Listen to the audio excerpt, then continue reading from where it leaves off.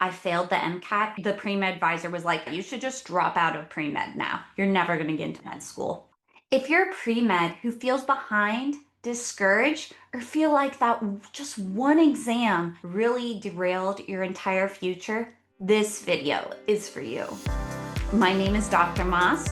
This week, I hosted an Ask Me Anything on Reddit for pre-med students. And just one question kept coming up over and over. What did you do after you failed the MCAT, but you still wanted to be a doctor?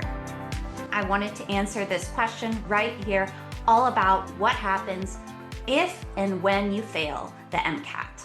So I say I failed because I actually failed. My first score was around a 475, but then I retook it and I scored a 505, which got me into multiple medical schools. Now, I do want to say this was in 2019, so a score of a 505 most likely wouldn't have given you as many medical school options as I did, but let's still talk about it because this is still a common question. Even if you don't fail, you still could have scored something that you're not that proud of and you know you can do more. Even though I failed the MCAT, I still made it into medical school. Not just that, I was able to get my medical doctorate, and now I'm a chief psychiatry resident for medical student education. So in this video, I'm going to walk you through what the journey looked like mentally, strategically, and also practically. And what I wish every pre-med who feels behind, whether they failed in college or an MCAT, let's talk about it. One bad day does not determine your future. From a now doctor who has failed organic chemistry, MCAT, USMLE Step 1, it's okay. And a course in medical school, 2 courses in medical school, that doesn't mean you're not going to be a doctor. Academics is not the only thing that matters for you to be a good practicing doctor. Medical schools and residencies know that, but we have to talk about what you can do to improve your MCAT score, mentally deal with the failure, and how to get the next step forward so you can do your very best. So when people hear that I failed the MCAT, they assume that I got a score that I was just unhappy with, which is true. There are many scores that you can get, even a score that for one person would be really good, but for another isn't a good representation of who they are and what they are capable of. So what happened? How did I fail? Especially after going through all my pre-med courses, physics, chemistry, organic chemistry, biochemistry, psychology. I was a psychology major. Hard science was not my forte. I definitely liked it. It didn't demotivate me from going into medicine. I remember I failed the first organic chemistry test and I considered like dropping out of medical school pre-med path because I thought I was not cut out for it. But I persisted. And you know what, thinking about it, that was probably my first real failure that really hit me. This is where I developed resilience and emotional strength or perspective to failure because I did everything I could and then I passed. I didn't just pass, I got an A. I was one of 5 A's in my entire organic chemistry class, and my class was like 60 people. That motivation to keep going was really what led me to persist and keep going, to persevere. I remember after that first organic chemistry fail, the pre-med advisor was like, you should just drop out of pre-med now. You're never going to get into med school, which challenged me to keep going. Even though I don't have any family members in medicine, I didn't know what the possibilities were. I knew that if I gave up now, I could do so much more, and that wasn't in my nature to just give up. Now, fast forward a couple years, when I took my MCAT, I was a senior in college, so I completed all the courses. And so I'm trying to figure out what happened. And this is what happened. I knew I had failed the moment I walked out because I had a full-on panic attack during the exam. I was taking the exam with my husband. He was in a far corner. I remember doing the test and I saw him stand up, and then my entire panic brain mode flipped out because I had a plan in my head that during our breaks, we would get snacks together, we would get lunch together. That was my support system. And the fact that he had finished before me, I started going into spirals in my head of, oh my God, I am not good enough. I can't do this. And it's so funny because we had gone through all our courses together. So he had finished, he's always super quick, and that is his skill set. So that shouldn't have surprised me, but for some reason, that really triggered me. And I started going down this spiral. So that led me to not being able to finish the questions. Every single section of the MCAT, I was just not prepared. But it wasn't a knowledge issue, it wasn't a motivation issue.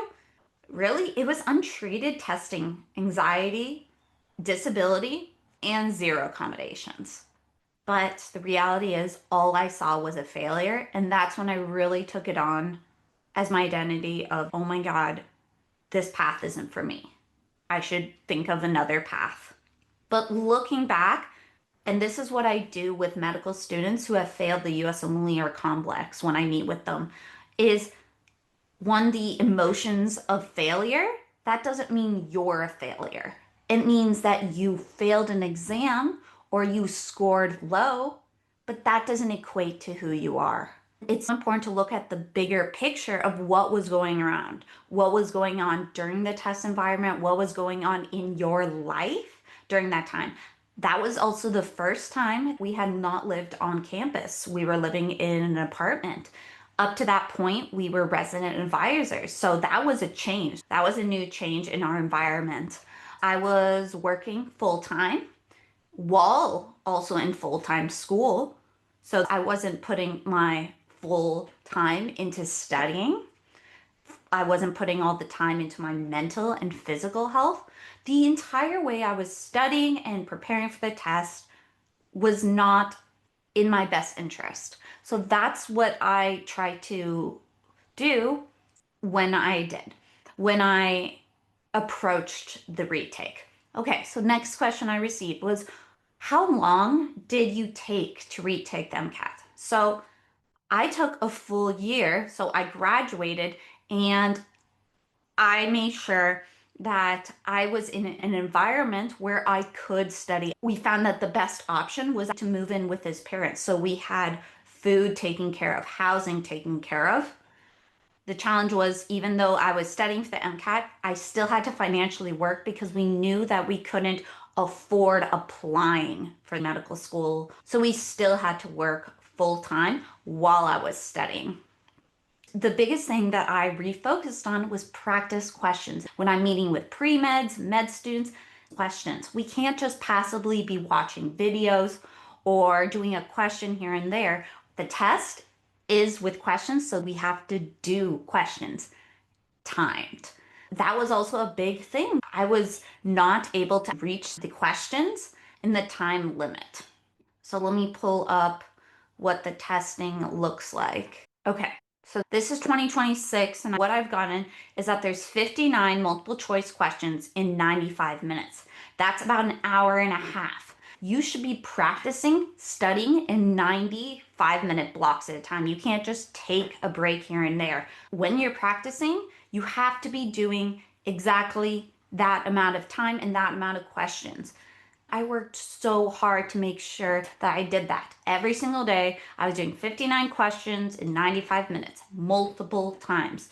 That was a big thing for me during my retake, which I already see the problems because in college, I struggled to sit for that long period of time because of my health conditions and mental health conditions. So already I'm seeing one of the challenges that occurred. We'll talk about accommodations later. I'll put out the accommodations video or the link to it. If you're working super hard and you just struggle to be able to focus for that full 95 minutes of time, you're not able to focus, not able to sit, health conditions, need to go to the bathroom, need to eat, you probably need accommodations. So check with your doctor. I've created a workbook to help pre-med medical students and resident doctors apply for accommodations. Another big thing is doing full practice tests. You need to do multiple practice tests every couple weeks that are timed, the full 7.5 hour time with the actual time breaks. So if you only get 10 minutes of breaks, you practice. This is what it looks like to go to the bathroom 10 minutes, grab a snack. This is the type of snack. Like everything, it's helpful to have it structured. The first time I did the MCAT, I had no idea the amount of security that it would take time to walk all the way to the bathroom, to unlock your snacks. So there are a lot of testing that you can go do a practice test at Prometric to actually feel what it's like. If you have that opportunity, take it. I wish I did.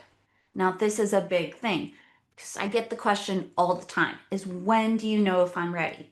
Just because you have something, a test scheduled, doesn't mean you should take it. I highly recommend you don't take it. And unfortunately, you pay the money to have it rescheduled. The reason is that stress that you don't feel like you're ready, you're probably not ready. Trust your gut and trust the numbers. If you take a practice test and you're not scoring above a 500, that should mean, whoa, pause, reschedule. Especially if you're not above, if you're just consistently or never scoring above 500, that's where you should push it off for an additional couple weeks or a month to really reset and figure out what is going wrong. I'll post a video that I created when I failed the USMLE step one, because that was my biggest thing that I did learn from when I failed the MCAT.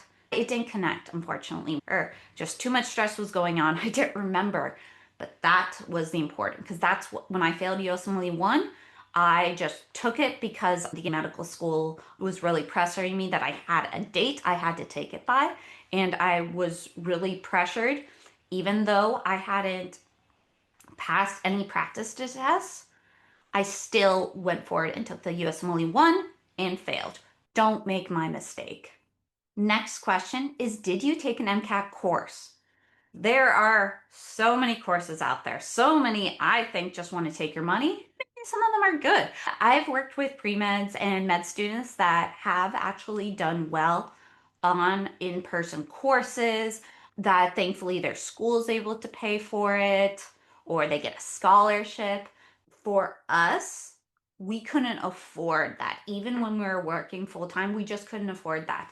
The most we could afford is purchasing the books for, I think, Kaplan that we had seen at a used bookstore. That was us because we were non-traditional, low income. And I believe we were able to purchase a set of Kaplan videos that worked us through different courses and practice questions. It's important to note that not all courses are created equal. Stick to what feels right with your circumstances, financially and otherwise. Another question I received is, how specifically did I restudy? We already talked about the timing. It also meant reanalyzing what types of questions I was getting on, what topics. For me, it was physics and cars. So looking at not just the content gaps, but actually practicing those types of questions, making sure that I had written out and practiced every day, writing out all those equations, knowing how to use those equations was big. Adjusting how I took the exam, how I answered questions, which I have a video on step 2, how to go through answering questions, but I'll make another one for med students of how to work through question structure. Another question I receive is, what pre-med coursework should I do before I take the MCAT? A lot of the pre-med courses, the courses that are required by med schools in DO and MD, really align with MCAT, but you have to be specific. So biology, general chemistry, organic chemistry, physics 1 and 2. I was a psychology major, but especially if you haven't done psychology, it's helpful to do either a psychology or sociology class. And there's a heavy reading session on cars. There are so many types of courses you can do. So you can do something that you're interested, but do something that forces you to read actually stuff that is challenging. So probably even like a philosophy class might be interesting, something that makes you learn how to think and learn how to read stuff that you don't understand is the big thing. Because even though English is my first language, in some sense, Spanish is also my first language because I read English and Spanish at the same time. So literature was always my worst in regards to elementary, middle school, high school, and college. And I really wish I would have focused on literature and reading more. I remember there was an online system that would send you emails every day of a random article that would help you start practicing reading something that you knew nothing about.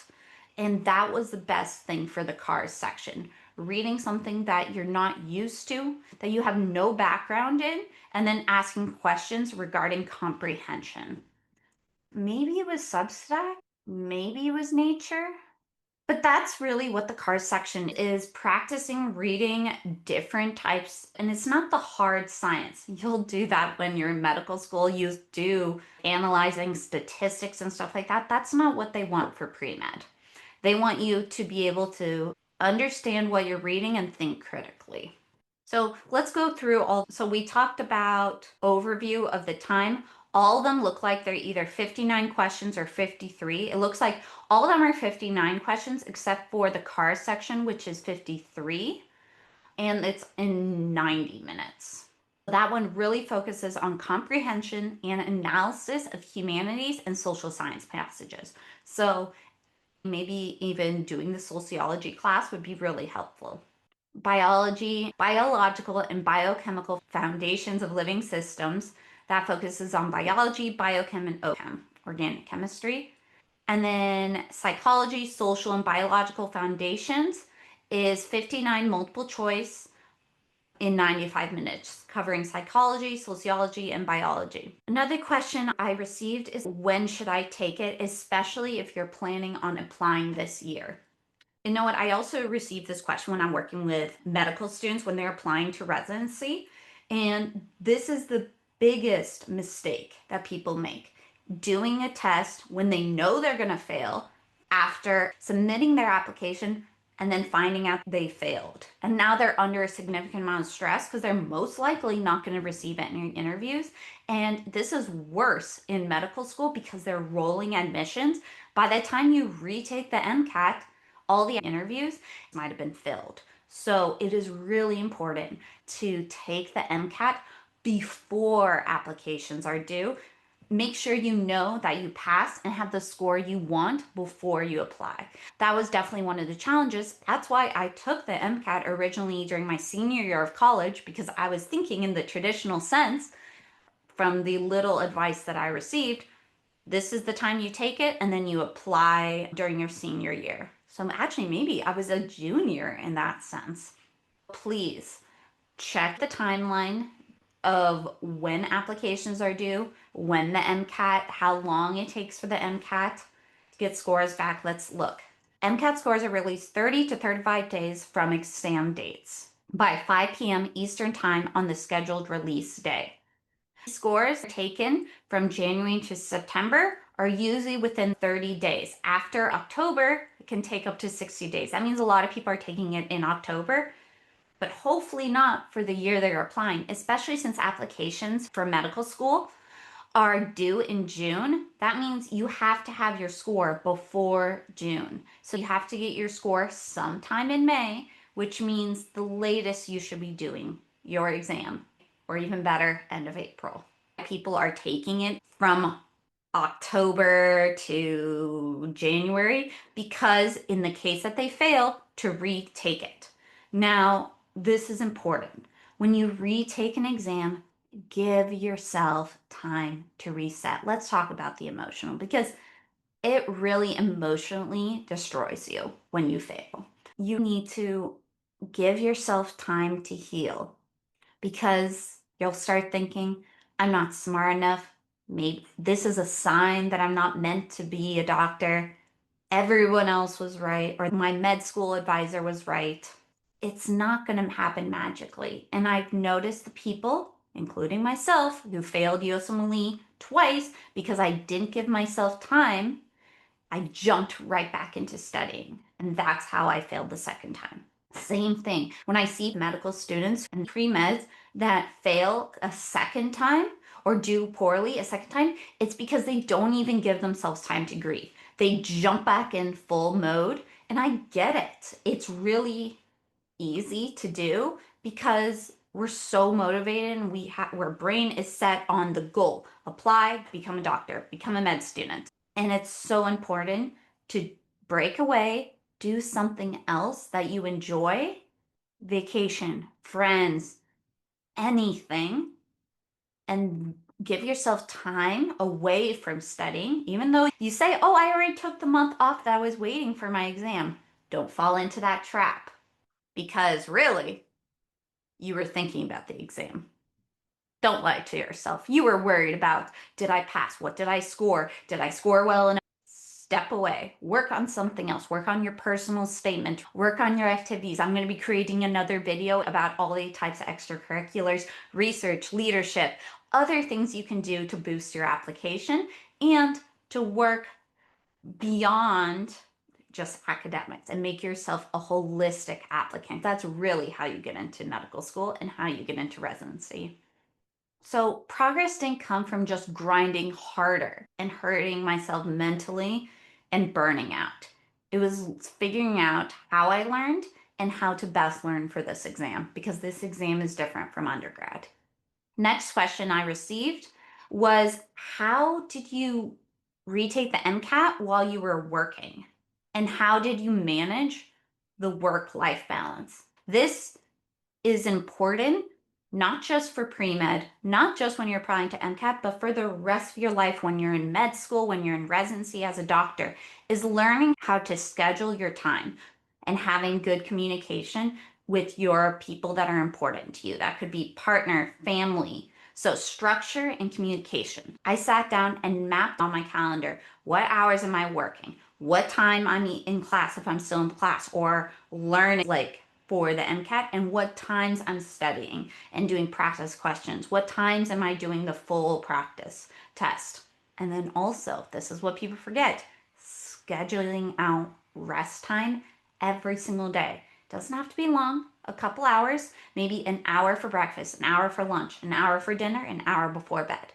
Especially as a psychiatry resident, this is so important, and this is how you don't burn out. And since my partner was also a pre-med, also working full-time, it was so important that our schedules aligned. So we worked at the same time, we studied at the same time, and took time off together. And there is another video where I talk about this and how we made sure that we studied in places that were important to us, in nature.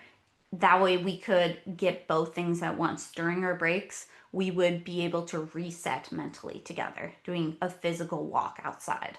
Next, let's talk about accommodations. So I looked through accommodations for the MCAT, and I was pretty happy of how similar the accommodations are for the MCAT and USMLE and COMLEX, that they both require personal statements and letters from your physician. So watch my USMLE complex video. Yes, it's for USMLE complex, but pre-meds, this one's for you too, because they're very similar. I also created a workbook that I share my own application, a template on these are the types of questions I look for. This is how to answer them for your individual experience. Bring specific examples from your life in school, outside of school, in your relationship, in your day-to-day life, because that's what's important when asking for accommodations, that you explain how your individual mental or physical health condition affects you holistically and affects you specifically in the testing environment. So language is super important. Documents matter.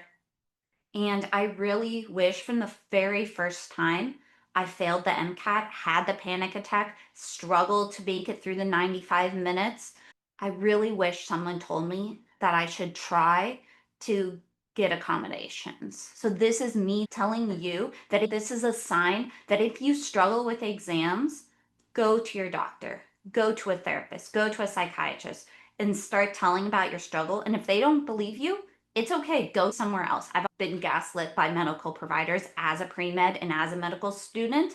Go to someone else who will believe you or listen to you, or actually, you might be better for this, or actually, let's try this instead.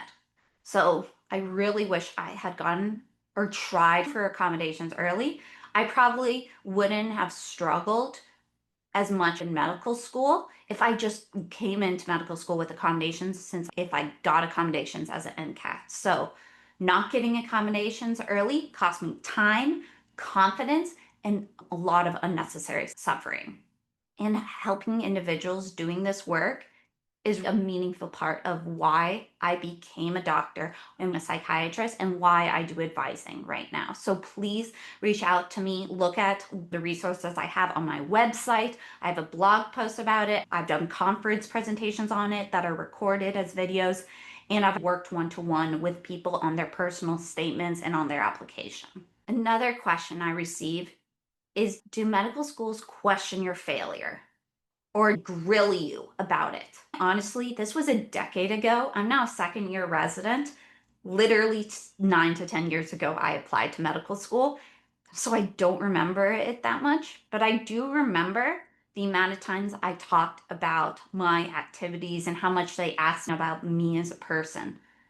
Now interviewing applicants as a resident doctor, formally and informally, we don't care about scores. Scores are for administration just to make sure that you meet the minimum criteria, whether that is MCAT score, GPA.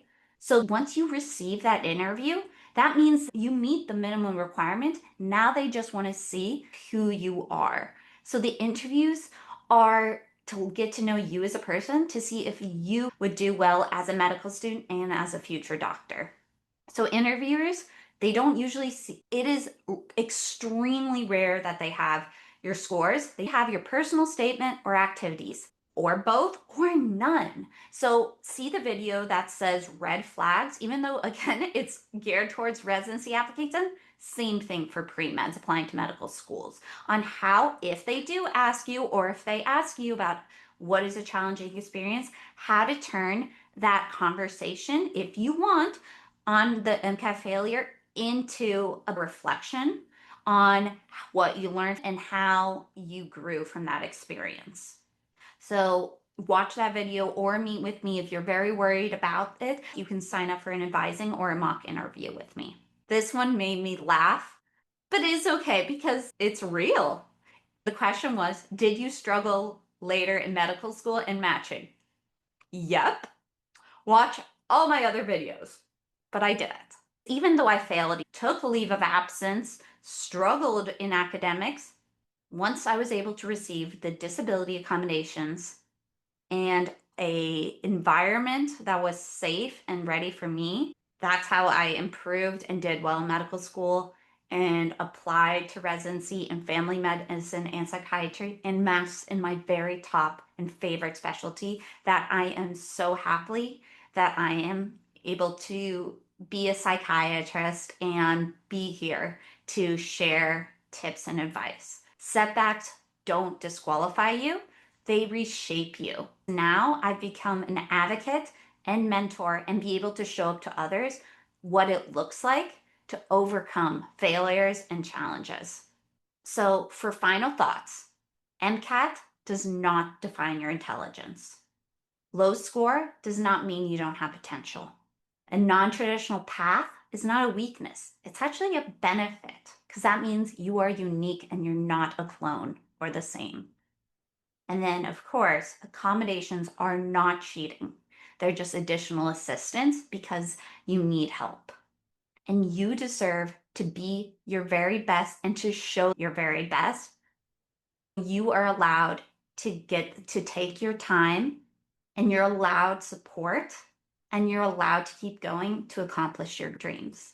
Reach out. My name is Dr. Moss. You can follow me all across social media at MedPsych. Oh, not MedPsych Moss. That was my old. Sorry. You can follow me at Steph Moss MD. Visit my website with all the blog posts that I've been creating. I've been reshaping them from residency to medical school focus. So you can look up at medpsychmoss.com/blog. If you want to meet with me for personal statement, application editing, MCAT setbacks, you can sign up on my website. And remember, your story isn't over. Even if this chapter hurts, it's just a chapter in your story. I believe in you. You got this. Take care.